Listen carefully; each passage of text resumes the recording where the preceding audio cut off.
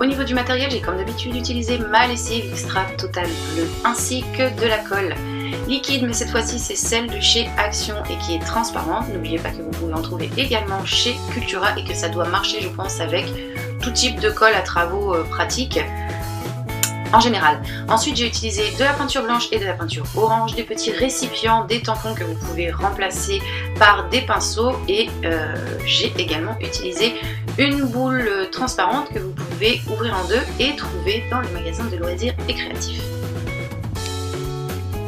Donc pour réaliser mon étui, j'applique de la peinture à l'intérieur de ma demi-boule. Donc c'est de la peinture blanche et je vais faire 2 couches sur chacune de mes 2 pièces afin d'obtenir ceci.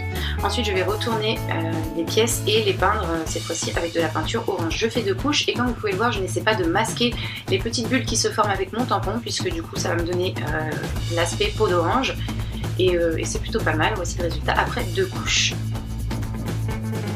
Donc notre petit étui est maintenant prêt, on va maintenant passer à la réalisation du slime. Et donc dans un premier récipient, je verse ma colle. Dans le second, je verse ma lessive et donc vous pouvez voir qu'au niveau des quantités, j'ai rempli mon verre de colle et je n'ai mis que moitié de lessive dans l'autre. Donc je verse mes ingrédients un par un dans un autre récipient et je remets le tout avec une cuillère. Donc je fais ça pendant quelques instants. Et je termine le tout avec mes mains. Donc on malaxe tout ça pendant 5 bonnes minutes et on n'hésite pas à rajouter un petit peu de lessive si toutefois c'est un petit peu trop collant.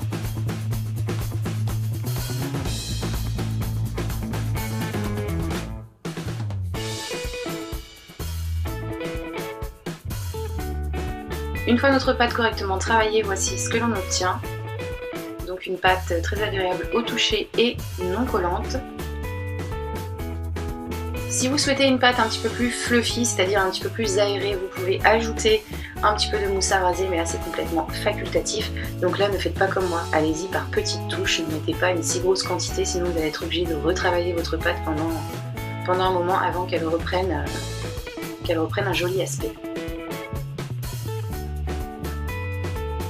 Donc moi du coup, puisque j'en ai mis trop, je continue de travailler ma pâte comme ceci.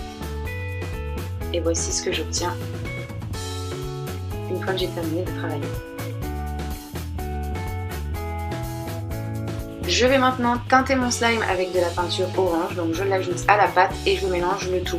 Vous pouvez, si vous le souhaitez, teinter votre colle dès le départ avant d'ajouter la lessive. Là c'est vraiment au choix, moi je la mets toujours à la dernière minute. Et ensuite, je malaxe le tout. J'ai ici atténué un petit peu ma couleur orange en réajoutant de la mousse à raser. Et voici le résultat. Mon slime est terminé.